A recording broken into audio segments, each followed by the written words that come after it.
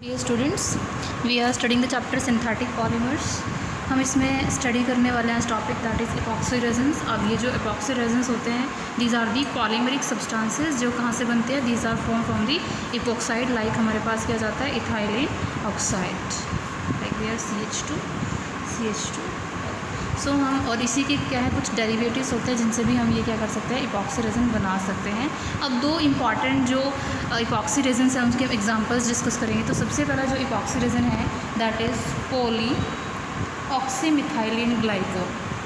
Oxymethylene glycol having formula OH CH2 CH2O CH2 this is the repeating unit and O CH2OH। अब ये आपके पास क्या है, it's an addition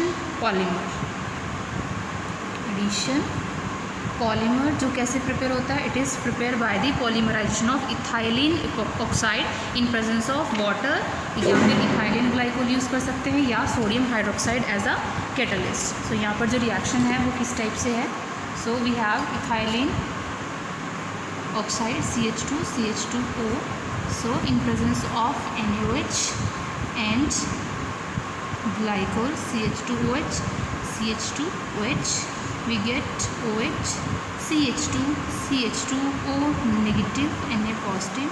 In the next step it will react with second molecule of ethylene glycol, attack over here in this way, and we get last OH CH2O negative Na positive. Next ऐसे हमारे पास N ethylene जो oxide molecule है वो add होते रहेंगे और हमारे पास क्या बनेगा, इस टाइप से एक सोडियम सोल्ट बनता रहेगा OH CH2O NO CH2O Na। Next क्या करते हैं, इसकी hydrolysis in presence of water और ये कन्वर्ट हो जाता है पॉली ऑक्सीमिथाइलिन ग्लाइकोल में, that is OH CH2O CH2 n times O CH2OH। so this is poly oxymethylene glycol. Next आती है इसकी यूजेस एंड इसकी characteristics. So it's a water soluble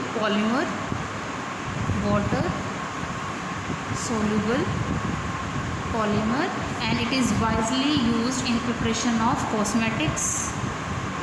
cosmetics में एंड फार्मास्यूटिकल एंड लुब्रिकेंट्स में।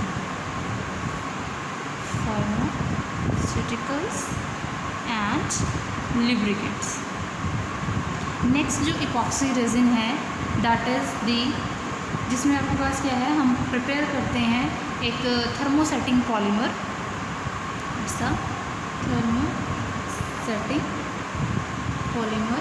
और कैसे होता है ये प्रिपेयर होता है by reaction of epichlorohydrin and the by bisphenol. So ये आपके पास क्या है, इसमें we are CH2Cl and this is what, this is epichlorohydrin, this is Cl. It will react with bisphenol having formula OH, then phenyl ring CH3, that's why it is known as bisphenol, and यहाँ पे है OH। so they both react and form the resulting epoxy resin having structure CH2O,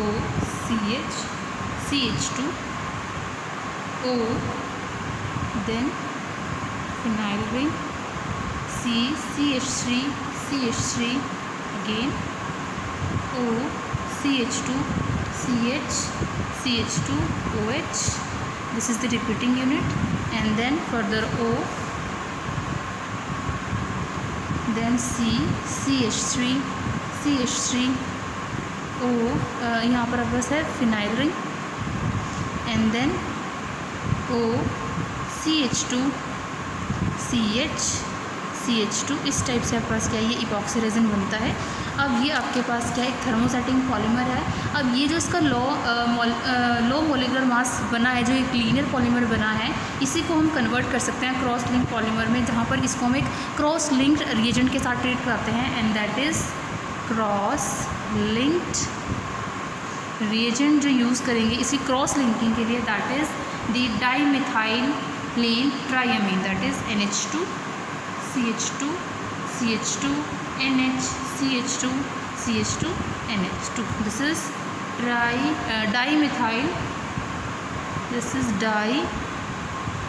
dimethylene triamine. अब आते हैं इसकी uses क्या हैं. So it have the excellent adhesive strength.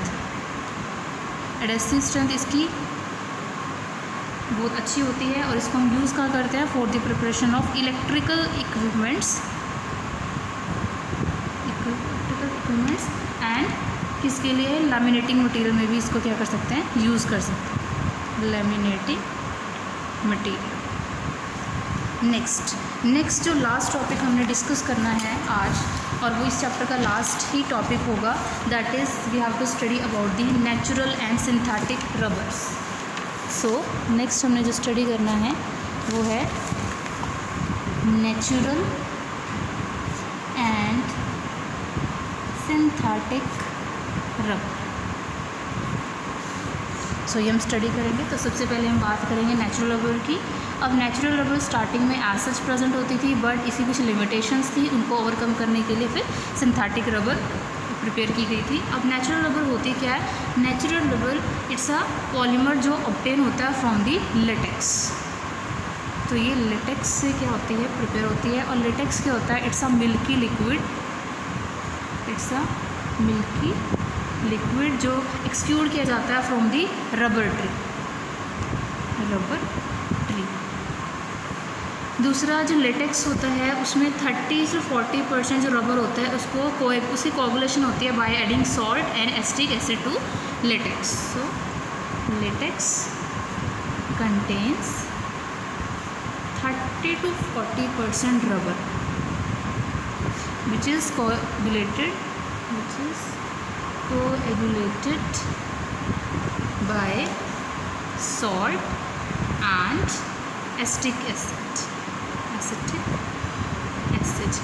Next क्या है, अभी जो कोएगुलेशन होती है इस केस में, इसके लिए जो टाइम लगता है 3 to 4 आवर, 3 से 4 घंटे लगते हैं इसके कोएगुलेशन के लिए. और ये जो रबर यहाँ पर बनेगी उसको हम कहाँ यूज़ करेंगे, this rubber is used for making sheets, is converted into sheets. Next, अब ये जो नेचुरल रबर होती है इसमें जो यूनिट होता है, polymer unit, that is isoprene. So isoprene इसमें क्या होता है, this is the polymeric unit, जिसमें क्या है 11,000 से 20,000 क्या होते हैं आइसोप्रीन जो यूनिट होते हैं वो क्या होते हैं, प्रेजेंट होते हैं एक पॉलीमरिक चेन में. Isoprene units are present. अब आपके पास जो इसकी सबसे इम्पॉर्टेंट प्रॉपर्टीज़ है कि आप इसकी जो यूनिक प्रॉपर्टी है बेसिकली वो है कि यहाँ पर जो सिस आइसोप्रीन है वो जो आइसोप्रीन है जब वो पॉलीमराइजेशन शो करती है तो जो पॉलीमर बनता है उसमें क्या आती है, we have this cis configuration around at most every double bond, हर डबल बॉन्ड के अराउंड क्या होती है, सिस कॉन्फ़िगरेशन होती है, जो इसकी क्या होती है, एक इंपॉर्टेंट करेक्टरिस्टिक फीचर होता है. Like I am showing CH3 C double bond CH CH2, further ये लिंक होगा नेक्स्ट के साथ. सो वी हैव यहाँ पर CH2 C double bond C CH2 NH CH3. So this is the natural rubber. और इसमें आपके पास क्या है, सारे के सारे डबल बॉन्ड के अराउंड जो पोजीशन है वो क्या है, all cis forms, and it is also known as cis 1,4 poly isoprene. दूसरा इसकी प्रॉपर्टी क्या है, सबसे पहले प्रॉपर्टी तो हमने यही बताई कि सिस कॉन्फ़िगरेशन होती है. दूसरी प्रॉपर्टी इसकी क्या है कि it is elastic in nature. So इसकी नेक्स्ट प्रॉपर्टी होती है इलास्टिसिटी, और इसी वजह से ये यहाँ पर यूज़ होती है for the manufacture of many articles. अब इसकी क्या है, जो आपके पास नेचुरल रबर बनती है उससे जो प्रोडक्ट्स बनते हैं उसके कुछ ड्रॉबैक्स हैं कि अगर हॉट वेदर होता है तो वो स्टिकी हो जाती हैं, और अगर कोल्ड वेदर होता है तो वो स्टिफ हो जाती हैं। और इस ड्रॉबैक को रिमूव करने के लिए नेचुरल रबर को हीट किया जाता है with some % of mass of the sulfur. So this rubber has drawback that it turns the sticky in hot weather and stiff in cold weather. Therefore this drawback is overcome by heating natural rubber with few % of mass of sulfur. और ये जो process हमारे पास होता है, this process is known as vulcanization. This is known as वुल्केनाइजेशन।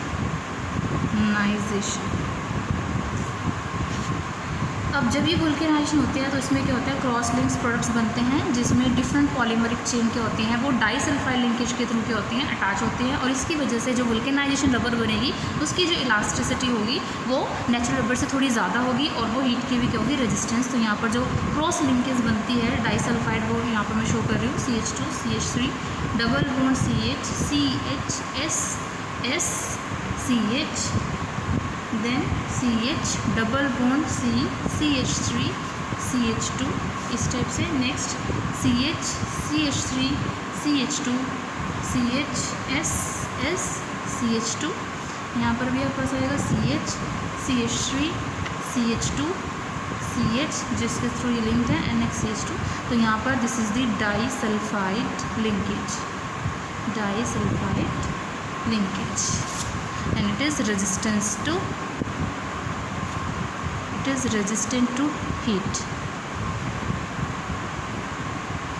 दूसरा, हम क्या कर सकते हैं, डिफरेंट टाइप की वुल्केनाइज रबर बना सकते हैं जिसमें हम कंट्रोल करते हैं रिएक्शन कंडीशन, मतलब जो सल्फ़र है उसकी परसेंटेज को हम क्या कर सकते हैं, कंट्रोल करके। अगर हमारे पास सल्फ़र जो एडिड है वो है दैट इज़ 1 to 3%, तो जो रबर बनेगी, जो आपके पास जो प्रोसेस है दैट इज़ इट इज़ वुल्केनाइजेशन। उसमें जो हम ऐड कर रहे हैं, सल्फ़र की क्वांटिटी को मैनेज कर रहे हैं, तो सल्फ़र अगर 1 to 3% अवेलेबल है तो जो रबर बनेगी that is soft and stretchy, वो सॉफ्ट एंड स्ट्रेची होती है। अगर यही सल्फ़र कंटेंट हमारे पास कितना हो जाए, 3 to 10% हो जाता है, तो वुल्केनाइजेशन के बाद जो रबर आपके पास बनेगी दैट इज़ हार्डर, एंड वो आपके पास हार्डर होगी लेकिन वो क्या होगी, फ्लैक्सिबल होगी। और अगर यही परसेंट कितनी हो जाती है, फ्रॉम 20 to 30%, 20 से 30% अगर सल्फ़र हम यूज़ करते हैं वहाँ पे, तो आपके पास जो रबर बनेगी that is hard synthetic plastic, hard synthetic plastic rubber. अब जो फर्स्ट टाइप की रबर है उसको यूज़ कहाँ करते हैं, इसको हम यूज़ करते हैं for the preparation of rubber band, क्योंकि सॉफ्ट है तो रबर बैंड बनाने में यूज़ हो जाती है। सेकेंड जो आपके पास रबर बनी है, यहाँ पे हार्डर रबर है, इसको यूज़ करते हैं for manufacturing of tyres.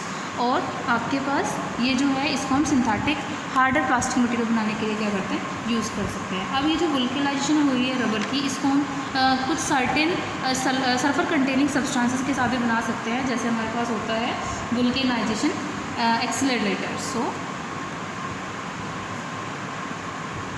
वुल्केनाइजेशन of rubber is also carried out by certain sulfur containing substances। जैसे हमारे पास क्या है, दिस इज वुल्केनाइजेशन accelerator जैसे हमारे पास में एग्जाम्पल आता है such as 2 mercapto benzothiazole, mercapto benzothiazole 1, and दूसरा जो आपके पास होता है दैट इज 2 डाईथायोबिस बेंजोथायाजोल, बिस बेंजोथायाजोल। सो आपके पास जो फर्स्ट है उसका स्ट्रक्चर क्या है, N double bond S double bond C, this is carbon SH, and यहाँ पर है S। So this is the first compound. And second जो आपके पास है that is N double bond C S S S disulphide linkage के through यहाँ पर attach है ये S, यहाँ पर है नाइट्रोजन डबल बॉन्ड एंड इधर benzene. So this is the second compound, this is 2 डाईथायोबिस बेंजोथायाजोल। Next हमारे पास आते हैं, ये हमने अभी तक पढ़ा about the natural rubber. Next topic है that is synthetic rubber. Thank you.